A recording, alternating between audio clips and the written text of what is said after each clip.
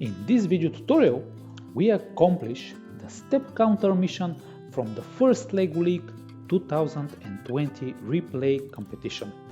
The step counter mission model is quite interesting as it requires for us and the robot to push on the lever really slowly. If we try to push a little bit faster, it will lock. So we must program the robot to move really slowly. Thinking about this mission, we decided to accomplish the mission in a slightly different way. We would use and we will somehow trick the mission model, and we use the principle of the mission model for us to accomplish the whole mission.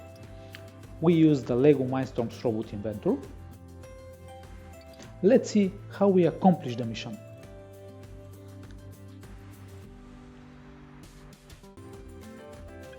Find this and more tutorials at FLLCasts.com.